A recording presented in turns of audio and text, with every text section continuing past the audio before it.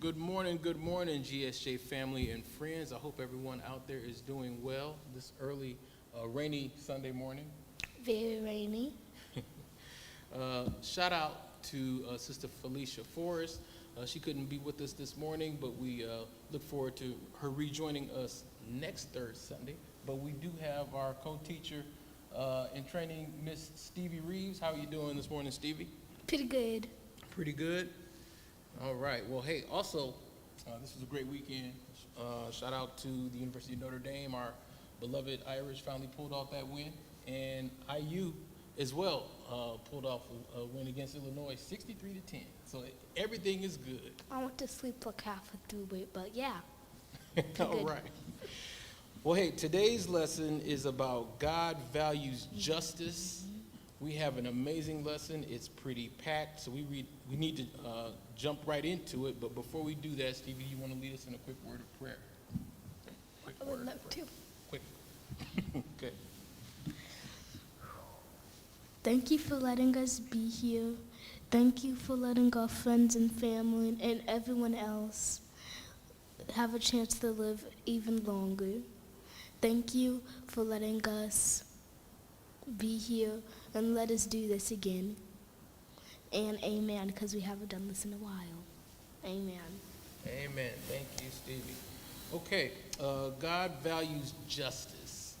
Before we do that, one of the things that I want to do a better job for Third Sunday, Youth Sunday, Young People Sunday, Children's Sunday. The young age demographic is growing, as we understand it, but we also have a mission here at Greater St. John. And Stevie, could you read us the mission?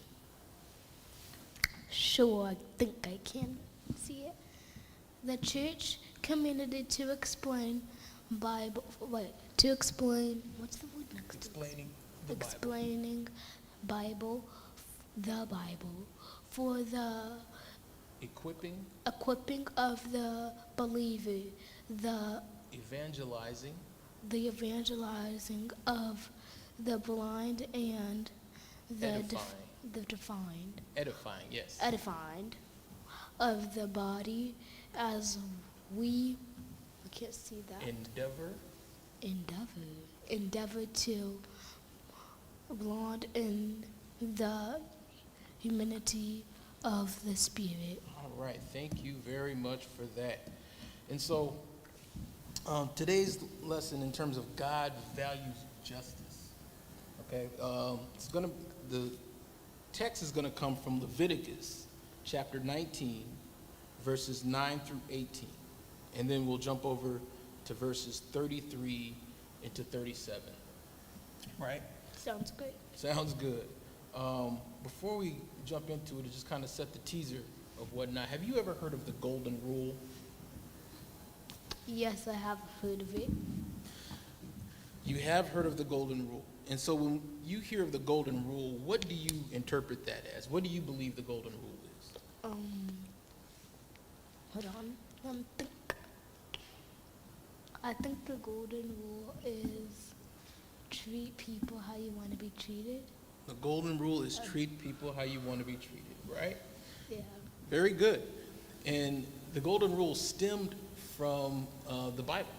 Stems from the Bible, from a basis of the Ten Commandments. And so I heard about the Golden Rule growing up, and just always it sounded cool, but I never really fully understood it. And I think growing up at the time that I did, I didn't necessarily understand it because I was confused a lot of times in terms of treat people how you want to be treated. Well, that seems simple, but not necessarily as easy to do in terms of practice. And so I got to thinking, Stevie, about how many things in life are simple, but not necessarily easy. Does it even make sense? A lot of stuff. A lot of stuff is, I'm glad you feel that way, because if you say it, it's simple. It should be easy. It just sounds like they go together. It's almost like a synonym, simple and easy, you would think. But is it? I don't really know. And so that's what this lesson really kind of jumps into in terms of, if we look at things in life that are simple but not easy, if you want to lose weight, for some of the older demographic that we might be reaching out to right now, if you want to lose weight, the concept is simple. You eat less food, you drink more water, and you move around a little bit more. And in essence, you're going to lose weight. So the concept seems pretty simple, but not necessarily easy. Not at all. Not at all, right? You And have to so- go on a diet, get weights. Yeah. He's did it before, I bet. Yeah, we've all struggled with it. We've all been there. And so things in life that we're supposed to do, they seem simple, but they're not always easy. Definitely not.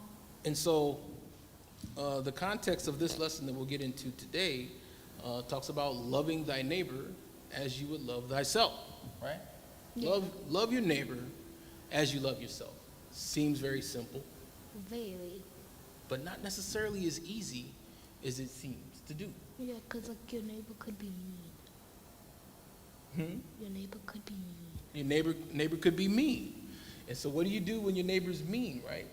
Simple concept, love your neighbor as you would love yourself. But what if your neighbor's mean? And we've got some examples that we could look at as easy as yesterday at your sister's soccer game, in terms of some of the interaction on the field with, the competition that her school team was playing against, and the parents in the audience in terms of how they forgot that, you're watching a game, but these are also children out there that belong to all of us as parents in the stands. So you got to be careful what you say sometimes. We really got to talk about that again. Yeah, it was a lot going on there. A lot, very much so.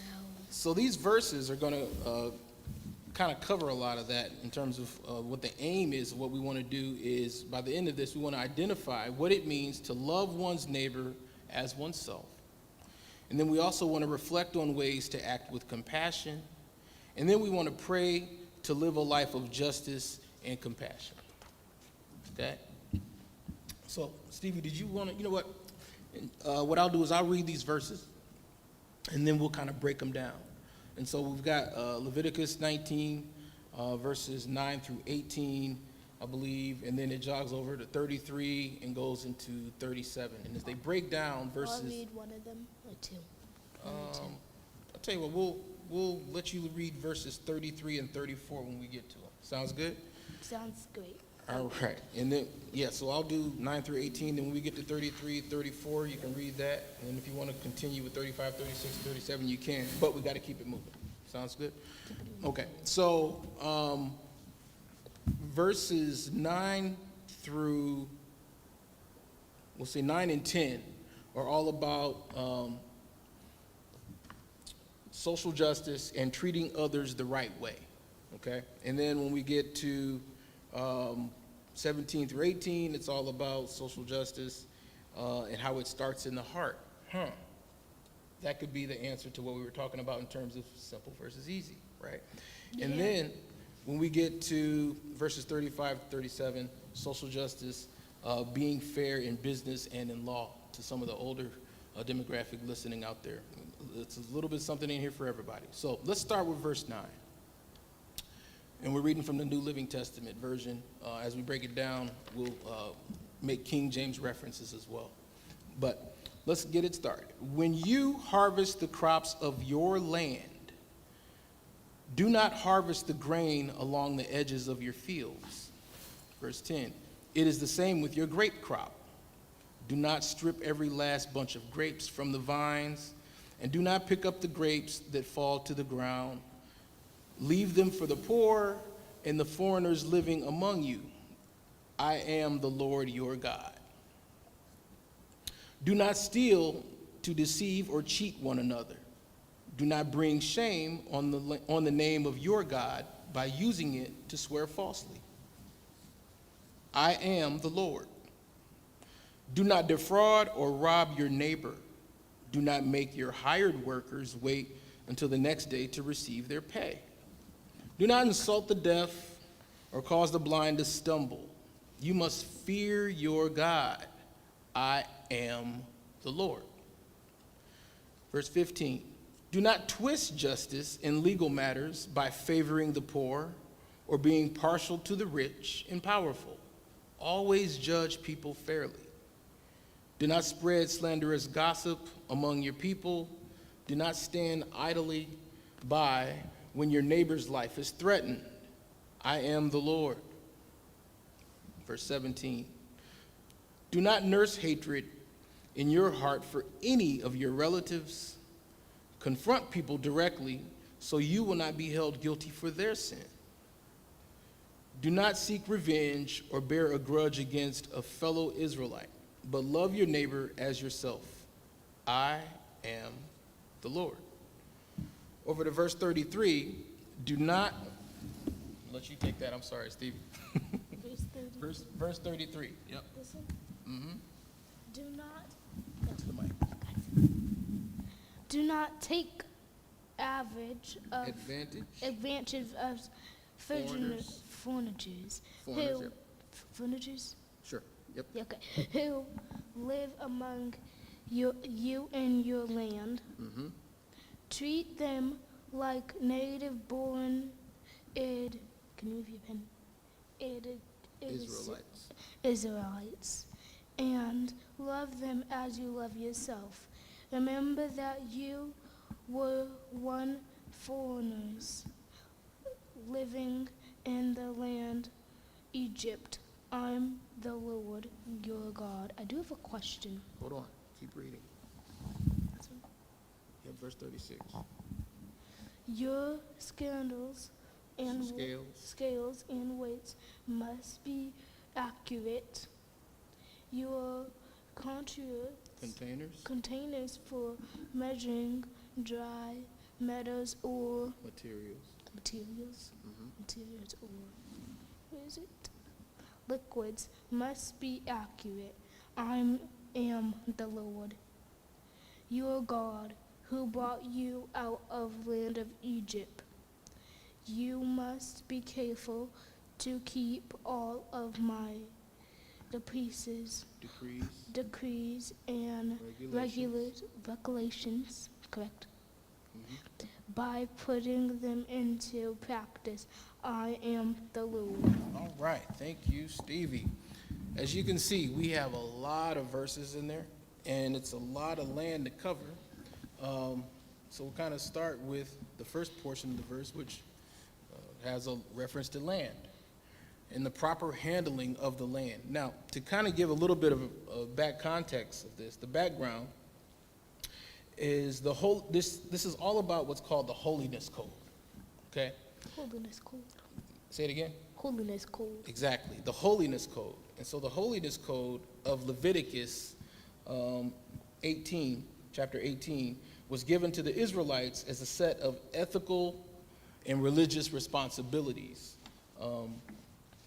Chapter 19, which is the focus of today's lesson, it deals primarily with Israel's horizontal relationship with others, but it also addresses justice and fairness from examples of holiness. So horizontal, the relationship with others; vertical, the relationship we have with God, right? Horizontal, meaning our brothers next to us, to our left and our right, our sisters, our neighbors as thyself. That's horizontal. Vertically, we all look up to God. Does that make sense? Yes. Okay. Now, early on, as we're reading the verses, you said you had a question. Before we dig into the depths of it, which I'm hoping we'll kind of cover that question anyway, but do you remember the question? Yes. What was it? Really quick. Can I see the book? Yep. My question was, I had a question. What did this word mean? Israelites. Those were the people of Israel. That's what we call the Israelites. Yep. Good. That was easy. Okay. So if we look at the why, if we all know about the Ten Commandments and where that stemmed from in terms of God's rule book, the handbook to just living, a good, prosperous life where we treated others, the way we would want to be treated, right? In terms of how do we sum that up? And so if there was a Cliff Notes version that you would give to somebody who wasn't necessarily as familiar with Christianity, with the Christian walks, with what we're supposed to do as Christian people, This was devised to kind of do that with regard to the holiness code. So the holiness code is devised in a way, it's built, for the Israelites to remind them, hey, there's a certain, even though you're God's chosen people, we need you to remember how to treat other people outside of the Israelite people.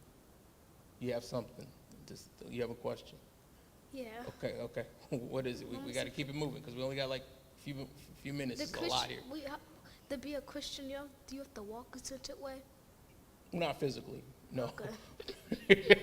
No, not physically. But You said the Christian walk. so Christian walk. I'm sorry. So we say Christian walk, just the way you go about living your life, Okay. how people see you. Okay. Yeah. And so in this context, how people see you, they call it your walk. So it's not necessarily how you walk, right? Got It's the Christian way you live. So the verses 9 through 10, we're talking to people who are doing well. And so we're not necessarily talking about people that have a grape vineyard or people who, have a field of crops and whatnot. But back then, for the context of what we're talking about, it referred to people, the haves versus the have-nots. And so, when you harvest the crops of your land, you don't want to get everything. Don't get all the scraps and stuff like that. Leave some for the people who don't have enough. And so if we look at it into today's standards, we got homeless people, all around us. Right here in the city of South Bend, we've got people who are less fortunate, and we've all seen it. We'll see it on the way home. We might see somebody with a sign, and they've got, really creative sign that tells you exactly what they're looking for. Or grocery cart. Or they might have a grocery cart, right, that's pretty far from Walmart or pretty far from the grocery store that it probably came from. And so, and those are the people that if you see an opportunity to help them, if you can't help them, that's one thing. But if you see an opportunity to help them and it doesn't hurt you to go out of your way to help them, go for it. And so what this is saying is if you are one of those people who provide opportunities to others, and you are able to harvest a lot of food for your house, don't keep everything for yourself. Leave some for those who can come by and pick up some, right? Does that make sense? Yeah. Okay, good. So verses 9 through 10 is all about leaving something for others. And so by the proper handling of the land. And so, by generously leaving the corners of one's field or vines for those less fortunate, one's surplus can be shared with others in many ways. And so, if you've got an extra $1 or $2 that you can spare to somebody from a charity standpoint, you'll be blessed for it. If you take food from those people who are struggling, and I know I see your mouth go wide open on that, but there are people who do that. And there are politicians. There are politicians right now in this world who are essentially taking food from those who are less fortunate, from the poor. And these are very affluent politicians. And I'm not just speaking about Washington. It's local as well. And so at the end of the day, what I really love about this passage in Leviticus, Stevie, it not only speaks to you at the 4th grade level, but it speaks to the grown folk too. It speaks to all the grown-ups out there in terms of, just remembering what God gave you and understanding that it's not necessarily yours. He just kind of put you in charge of it to make sure others can be blessed as well. Questions? No. Okay. So if we move on to verse 11, where we kind of transition a little bit into simple and easy. Not totally, but verse 11, do not steal, do not deceive, do not cheat one another. And so what's interesting about that, and in verse 13 as well, do not defraud or rob your neighbor, do not make your hired workers wait until the next day to receive their pay, do not insult the deaf or cause the blind to stumble. You must fear God. And then it says, I am the Lord. I think it's also important. Did you remember reading I am the Lord a lot in this passage? Yes. And it kind of tells you, okay, here's a list of things to do. Here's a list of things to do. Oh, yeah, in case you forgot, remember who's telling you to do this, right? And so the big passage, the big takeaway from why you keep saying that, you keep seeing that, is, God wants you to remember this isn't something that just, came out of nowhere, it got made up and just got given to you by some guy on the street. No, this is a mandate from God. And so we're supposed to do what God, commands for us to do. And so he reminds us consistently throughout this passage that I am the Lord, right? And so, if we look at verses 11 through 14, we'll see that honesty, it's all about honesty with everyone. And we know that the choices between right and wrong are pretty easy when the cases are obvious. It's pretty easy if you're driving down the street, to my 30-year-olds out there, and you see a red light, you're probably going to stop, right? Yeah. Because you get in an accident if you don't, you get pulled over by a police officer, you could do harm to somebody. So we know to stop at red lights. But what do you do at 2, 3 o'clock in the morning and there's nobody around and you still see that red light? Do you run it? Do you run it? I don't know. I'm not there. But it's a question that's worth asking. When nobody's watching, what are you doing? And so I thought cars are always will be outside. Cameras are always watching sometimes, right? Yep. So the 3 forms of honesty that can really catch you up and get you into trouble, it talks about these in these verses with regard to deception, deceit, and fraud. And so when we talk about going into, it transitions into verse 14 in terms of not taking advantage of other people and using the vehicles, if you will, of deception, deceit, and fraud to do it. Because with regard to that, it's a little easier to hide your sin under deception, deceit, and fraud. And sometimes we can even hide it from ourselves and convince ourselves that we're not doing the wrong thing when in reality we probably are, right? Oh, your computer's about to turn off. It's been turning off for a minute on us. So not taking advantage of others. And so even in the biblical days, we're talking about, the homeless people that we saw, but there's also, just the less fortunate. There's those out there, Stevie, who are disabled. And, they may, we're talking about, how we walk. And God's, our walk in life and whatnot, there's certain people that, may have, deformities or abnormalities on their body which don't allow them to function in a way that you're used to seeing other people function. They might not be able to walk. They might be in a wheelchair. They might, have crutches or whatnot, or they might, not be able to talk. They might be blind. They might be deaf. The Bible refers to them as dumb, as D-U-M-B, for those who can't necessarily speak. Doesn't mean they're dumb people. What's B-O-M-D? Yeah, I'll break that one down to you a little bit afterwards, but we'll just say the mute, right? The dumb and the mute, kind of the same thing, but in the Bible context, it simply means you can't talk, right? And so we'll kind of break that down a little bit longer, a little bit later, but it's a lot of stuff to unpack here, so we kind of want to make sure we jump through all these verses. But not taking advantage of others. And what's really powerful about this, God's made it really clear for well over 2,000 years of our existence, on earth, that he didn't play that back then, taking advantage of the less fortunate, and he don't play it now, right? And so you got to help the less fortunate, those who don't have. To the people at home who are a little bit older, we're seeing it play out right now in media and, probably in the workplace or whatnot. The haves, may take advantage of the have-nots, those who don't have. And so what I really like about this text is if there's any doubt, if there's any confusion as to, am I doing the right thing, am I not? Or am I convincing myself by way of the deceit, the fraud, or the deception that it's okay to do this? No, this says it right here. There's never going to be a right way to do the wrong thing. Does that make sense? Yeah. If it doesn't, check in. Let me know. Okay. Wait, say it again. There's never a right way to do the wrong thing. Would you agree? There's never a right Yeah. I think so. Yeah. That's a funny word. You gotta think about that. Yeah, it's kind of That's a funny a saying. word cookie a little bit there. You got to think about it. Yeah, I get it. So verse 17, thou shalt not hate thy brother in thine heart.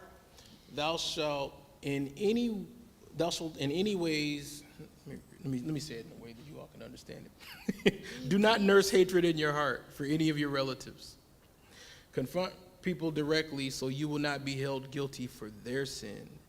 In verse 18, this is really important. Do not seek revenge or bear a grudge against a fellow Israelite, but love your neighbor as yourself. This is all about don't hate, and don't seek revenge. So, do you believe that you can plant bad seeds that produce bad fruit? Do you think it's possible? Bad fruit? Well, seeds come from what? Or fruit comes from what? Fruit comes from seeds. Yep. So if we know that fruit comes from seeds, Well, do you think it's possible, Stevie, that you could plant, well, let me ask you this. Is it possible to plant good seeds? yes, very possible. And if you plant good seeds in good soil, what are the odds that you would grow good fruit? Very, like 90%. 90% good, right? Good or bad? Good? Good. Okay. So if we can agree there, is it possible that you could also plant bad seeds to grow bad fruit? It depends. Like, if you, dampen with the seeds, yeah. I would say so. But if the seeds just come and you take care of it, no. Yep. But in bad soil, it won't even grow. It won't even grow. So you got to take care of it, right? So depending on the seeds you plant, that's going to dictate the crops that you harvest, right? And so if we look at that, I'll give you this analogy. If you take an orange and you squeeze it, what's going to come out? Juice. Orange juice. How about grape juice? Grape juice. How about apples? Apple juice. So what about if we don't have any money in the bank and we go to the ATM machine to get money? What's going to come out? You got me thinking of money juice. No. Money. Let's switch off the juice story. But let's go to money. If you don't have any money in the bank and you go to the bank and you try to take money out with your ATM card, what do you think is going to happen? No more money. No money. So with the juice, I can't give you juice if I don't have it. So orange juice is only going to come from an orange. Grape juice comes from a grape. But you can't go asking a grape juice to produce orange juice, right? A grape to produce orange juice. And you can't go to a bank and ask for money that you didn't put in. And so this kind of transcends over to love and hate. So if you have hate in your heart instead of love, what do you think is going to come out? If you have hate in your heart instead of love, meanness. Meanness, right? Being mean to people, being rude, a whole bunch of hateful stuff, right? And so that's what this lesson, this verse kind of jumps into with regard to, what was that? Yeah, don't hate and seek revenge. So Jesus knew at this point that murder, which is kind of the ultimate outcome, there's a lot of bad stuff going on in the world, and a lot of us can recall an example, if we can really think to recently in terms of what ultimate hatred turns to when you plant those bad seeds, right? And so if we look at, Jesus knew this way back. He's always known this. And so what he knew is that murder starts with hate, and it originates with a grudge that morphs into vengeance. And so this law is all about, it's against that evil root. And if we can really, you there, Stevie? Yeah. We're almost there. If we can buy into this, do not seek revenge or bear a grudge against a fellow Israelite, but love your neighbor instead, because I am the Lord, it'll save lives, right? And vengeance belongs to God. Let God handle all the revenge stuff. Don't get involved in it. Jump over to verse 33. We only got a few more verses. But wouldn't God tell you to get the revenge? Because he can't come down. God ain't going to tell you to get the revenge. Then who's going to get the revenge for you? God will handle it. It's called karma in some people's world, but it's basically God's grace and mercy that he chooses to deal with. God created these people that we have issues with, just like God created us. We didn't create them, right? And so it's not up to us to carry out God's plan of vengeance. It's not. That's not our duty. That's not our concern. That's not our job. We got our own stuff to worry about, right? But it kind of goes, as we close this out in a few minutes, it kind of goes to what this whole thing is about in terms of why the golden rule is in place. And so I definitely hear the golden rule calling to this verses. absolutely.